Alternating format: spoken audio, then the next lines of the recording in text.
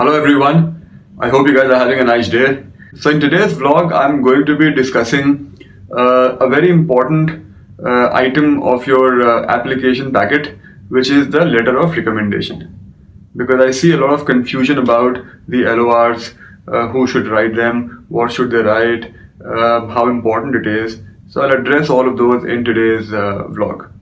So let's start with who will be writing the letter of recommendation. Who should write your LOR?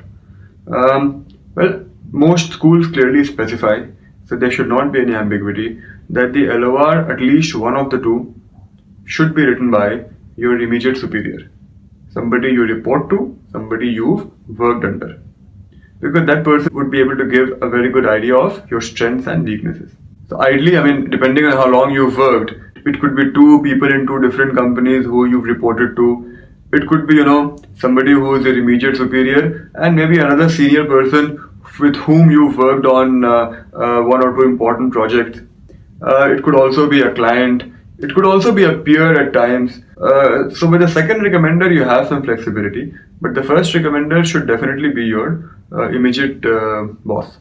In fact, most schools specify that if you are not submitting a recommendation by your immediate boss, you mention in the additional essay why you haven't done so. But it could be because you haven't informed your current company that you're looking at an MBA, which is okay. You can mention that. But in that case, ideally, you would want to submit a recommendation by a previous supervisor, somebody whom you worked with in a previous job, a previous company, something like that. Now let me address a myth, which is if you submit a letter of recommendation by a CEO or a managing director of any company, not just your company, your chances of getting through will be very, very high.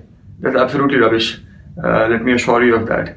Don't have that designation fixation that the higher the designation, the more the chances of me being admitted to a business school. That's absolutely not the case. In fact, most adcoms will look down upon a candidate who got a recommendation from a CEO or an MD whom he hasn't directly reported to or worked under.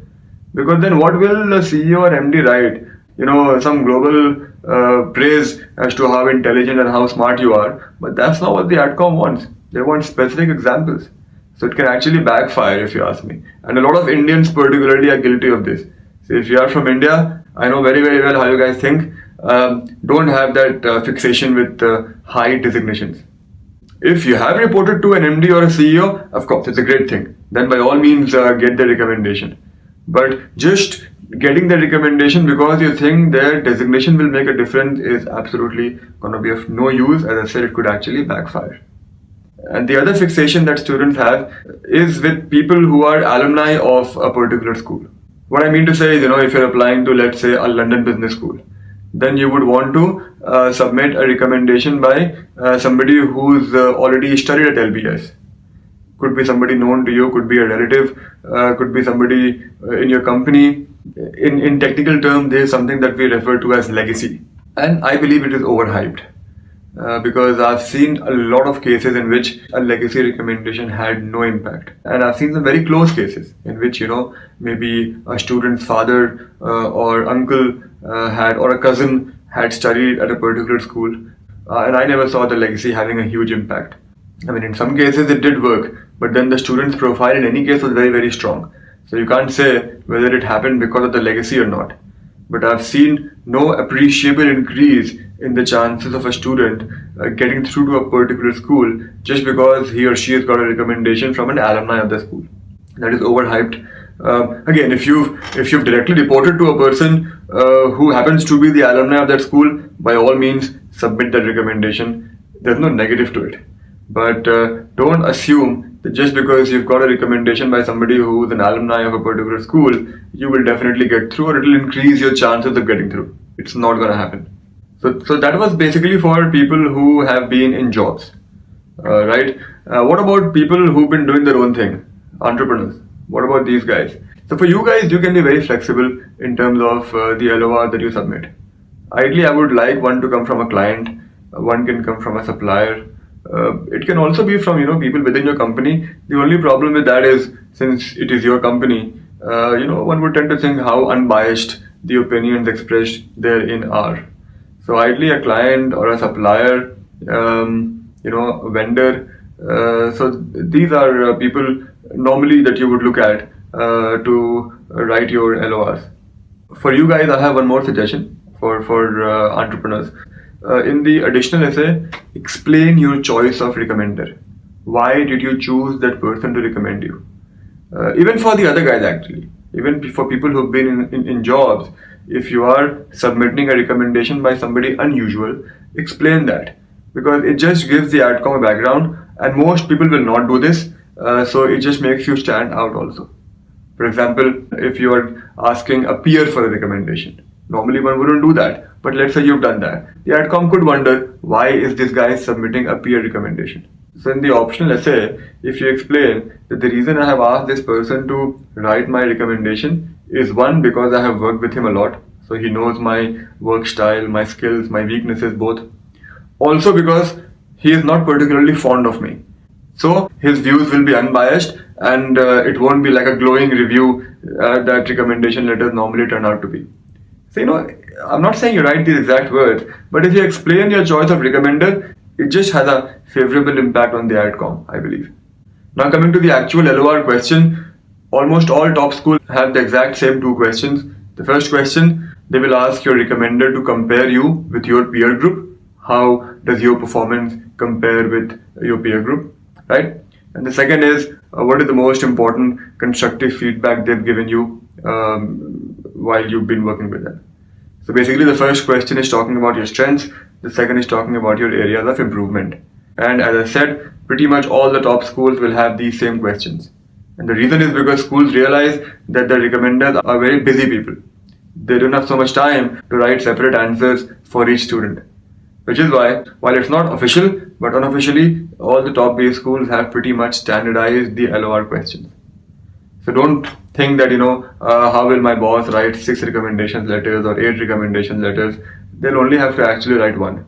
The others will pretty much be the same with a few changes here and there. So that is something to keep in mind. Also keep in mind, you don't necessarily have to use the same 2 people to submit your recommendations in every school. You can change people depending on which school you're applying to. If you're applying to say a Harvard, you want to stress on your leadership skills, in which case you want to highlight your leadership skills, so you might submit recommendations from people under whom you've led projects or led teams. If you're applying to a school such as, let's say, Yale, which is also very heavy on social entrepreneurship, then you might want to submit a second recommendation from someone with whom you've worked in a social setting, maybe in a social enterprise, in some for some CSR activity. So all I'm saying is be flexible to it. Don't think that the same 2 people have to submit the recommendation to every school. You can change your recommenders around. In fact, you should change your recommenders based on which school you're applying to and what the school looks for in candidate. The last thing, make sure you tell your recommenders to write very specific examples in your LOR. Because a lot of the times recommenders go overboard with praise. They will use flowery language and make you sound like the reincarnation of some great genius. But tell them that's not the idea. They must give specific examples to back whatever they're saying. So if they're saying that you have excellent analytical skills, they must provide an example which highlights those skills. And ideally, whatever they write should be consistent with what you've written in your essays. Shouldn't be very, very different. So in your essay, if you write that your strength is analytical skill, and your recommender says that your area of improvement is analytical skill, that doesn't really, look very, very well. The outcome will think you've been lying in the essays. So that little bit of consistency is required. What you actually may want to do is, when you request your recommender for the LOR, in that particular mail, give some information as to what your profile is. Of course, send them your CV. Just jog their memory a little because they tend to forget. So just remind them of a few things that you've done under them, a few projects you've worked on, so that when they're actually writing or submitting the LOR, these things are there in their mind. So that you can always do. You can always, remind people because they would forget. How important is the LOR in your overall admission packet? I would say not very important. For the simple reason that, I've seen a lot of LORs over the years. Don't ask me how, but I have. And, a lot of them look and sound the same to me. If you were to actually ask me, I would think an LOR is more of an elimination tool than a selection tool. Because most LORs, I mean, they pretty much sound the same. I'm not sure how much the B schools get out of those LORs. I mean, your recommenders will pretty much always praise you. So it can make a slight difference if the recommender gives a lot of specific examples. I don't think the weightage of the LOR will be more than 5 or 10% of the overall, admission package, which includes your GMAT, GPAs, essays, everything. So that was all you needed to know about the LORs. I hope you guys find this information useful and you apply it when you submit your applications to whatever schools are left in round 1 and then in round 2. Any questions, please feel free to mail me, and I shall see you guys tomorrow in a new vlog. Have a nice day.